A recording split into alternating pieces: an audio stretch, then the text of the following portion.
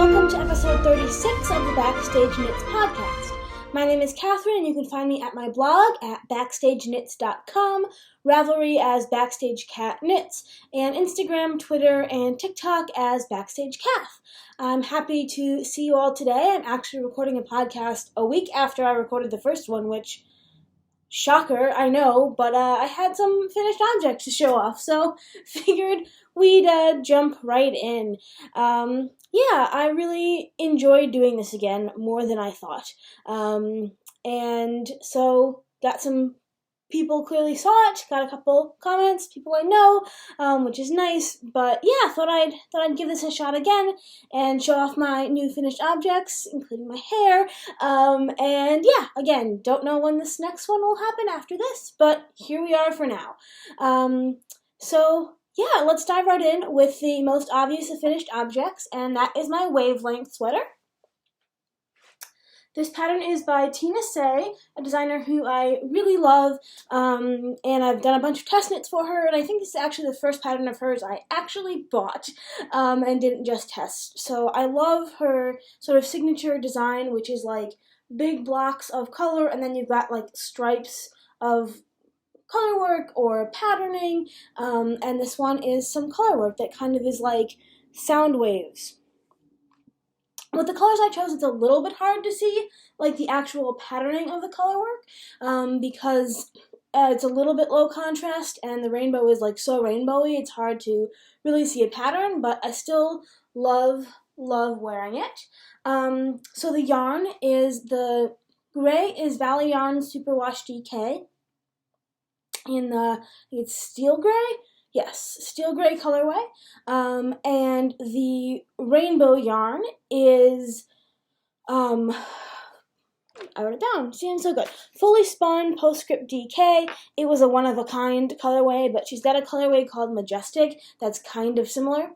And then the green is a Teeny Button Studio Soft DK in Eyes of Emerald Green, which is a Dolly Parton-inspired colorway from that collection that she did. So, the pattern calls for all the color work to be in one color, but I only had one skein of the rainbow, and it was one of a kind, so I couldn't get more, so I supplemented it with the green, and I ended up with just, I think, like 5 grams of each left, including the gray, which was, it was a little bit nerve-wracking at the end of the sleeves there.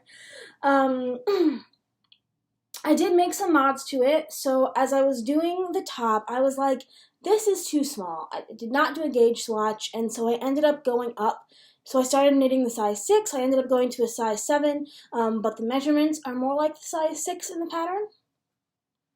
And then, again, my gauge was small, especially my row gauge, which it often is, even if I can get stitch gauge. I'm often a tight enough knitter that my row gauge is off. So the pattern has 2 lengths. It has a crop length and a full length.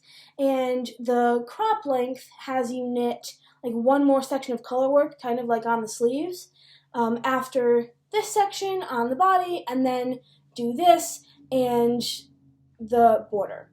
And the crop length is actually supposed to end like here without even this extra color work. So I added this extra band, and it ended up kind of being like the crop length because my row gauge is so short. But I love how it turned out, and also to compensate on that, I added more length on the stockinette sections in the sleeves. So yeah, it came out really, really, really good. It's a little bit tight up here because I forgot how to do color work, but by the end of this sweater, what am I knitting? I had figured it all out and remembered to keep your floats nice and loose. So here I was going to look a little bit funky, but I knew that and I didn't feel like ripping out, so here we are. And one cool thing is that you can put words on the sleeves, and you're not going to be able to see it, I don't think, and even if you are, I think it's going to be backwards, but I put worthy on this sleeve and strong on this sleeve, and I really, really like how it came out. I accidentally wrote worty without the H the first time. Like I did a whole 5 rows looking at a chart that I made that said worty and did not realize it till after. So I had a good time tinking back 5 rows with a crochet hook and getting that done. But it says worthy now, which is my nice little reminder to me to be that you are worthy and you are strong. And yeah, I like that it is low contrast for that because it's not super duper obvious. It's my own little nice reminder to myself. So yeah, that's it for this pattern. You cannot buy this pattern on Ravelry. Tina no longer sells on Ravelry because of their accessibility issues, but you can buy it on her website, which is TSE.com, I think. So highly recommend all her patterns. She's an awesome designer to support. I've knit like 4 or 5 of them now, and they're all so good. So definitely check that out. Great way to use up like a special skein of DK color work, which is exactly what this was. And I can't forget that it goes so good with my new teal hair. I got this done Friday night, and I love it so much. Yeah, I just decided that I was like, I want to do something for me and something fun and get used to people looking at me and not feel like everyone's judging me. So yeah, I got it done and it's teal, and I love it so much, and it looks so good with this color, which was not intentional, but a happy accident. Yay! Okay, so I also finished my monkey socks. These are not blocked and they need to be trimmed, but they're close enough to being done that I can show them off. These are the monkey socks by Cookie A, except that I did them toe up, and I used the toe up heel and gusset pattern from Fine and Dandy Socks by Jessica Gore-ish, and they're 68 stitches, not 64. So heavily modded monkey socks. The yarn is Farmer's Daughter Fiber Company in Farmer's Daughter Fibers in their Highwood sock base, and this was the September Sock Squad Fantastic Mr. Fox. I just saw this week that she released her new sock squad. Is I think available for sale or will be available for sale shortly. Highly recommend checking it out. I have not knit with my sock squad a lot just because I wasn't in the mood for socks this year. And I bought it about a year ago, kind of on a whim, wanting to support Indigenous dyers around Thanksgiving, or Indigenous creatives in general, but this was a dyer. So yeah, highly recommend it. All the colors are gorgeous. I can't wait to knit them all. This year's has like a theme. I will not be buying it because I already have 11 skeins of sock yarn I haven't touched from this year, but I highly recommend that you do because it is awesome.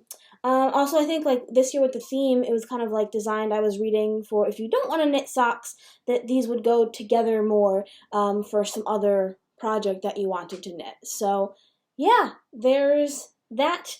Can't wait to wear these, very fall appropriate.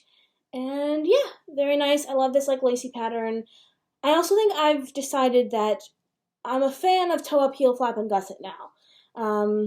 I like that it's seamless. It's not too hard to remember where to start putting it in. I think I started maybe a little bit early on these, so still some tinkering to do, but I like how that looks, and I like starting socks toe up because you can start so quickly and see progress. So yeah, I think I will continue to use toe up, heel flap, and gusset as sort of my preferred method right now, although we'll see. Because then you gotta end with the ripping, and it's a pain. Yeah. So, which of those sweaters that I talked about last week did I start?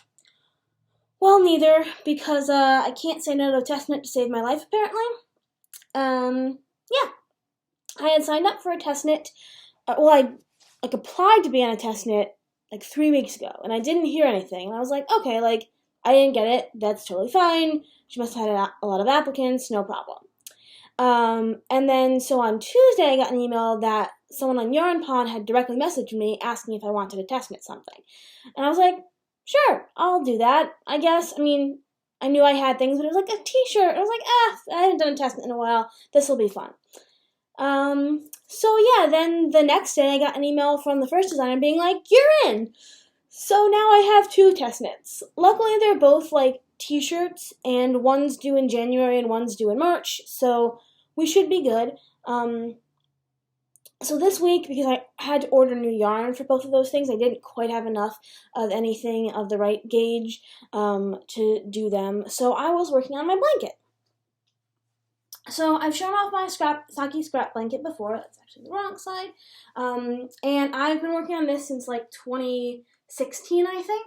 So what I've decided to do is I've decided to do 4 quarters because I want these like traveling lines to meet in the middle in an X. I think that will also help because a couple of reasons. I don't like how like wide these edges are, not wide, but stretchy these edges are compared to the cast-on edges, and I just like how the cast-on edges look better, and my lines are pretty pronounced, so I thought it would be like weird and stretchy to have it all go in one direction. Also, my gauge has definitely loosened since starting this. Some of like these are bigger than these. I started in this corner and kind of worked out, so I think bringing them all to the center will kind of even that out a little bit.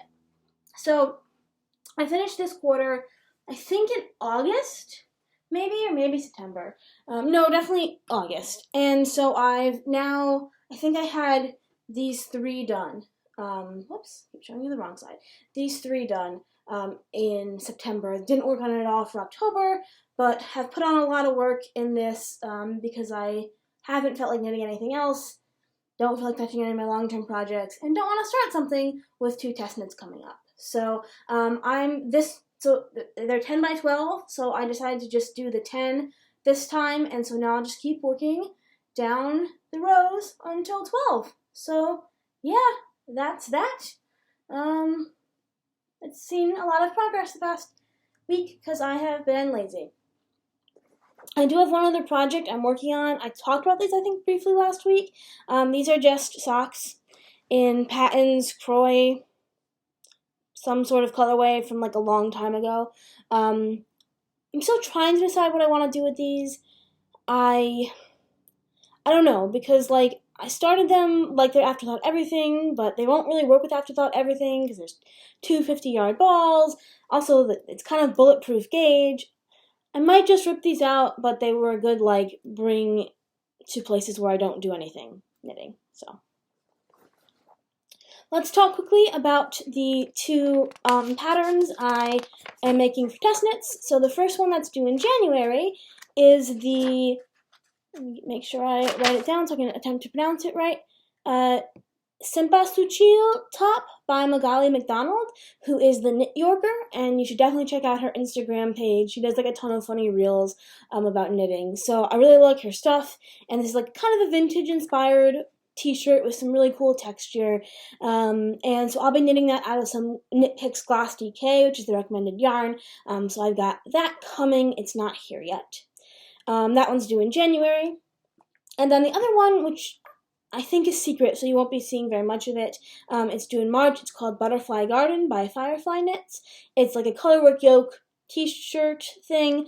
I think you can do it different colors. So I got some Cloudborn Highland Sport because I actually had one skein that I left over from my Princess Fiona sweater that I thought I could use. So that's, now the colorway is weird because it got dark. Let me see if this improve.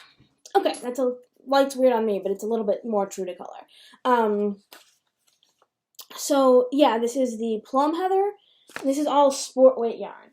This is the Majestic Purple, and this is actually a different base. This is the Superwash Merino Sport Twist.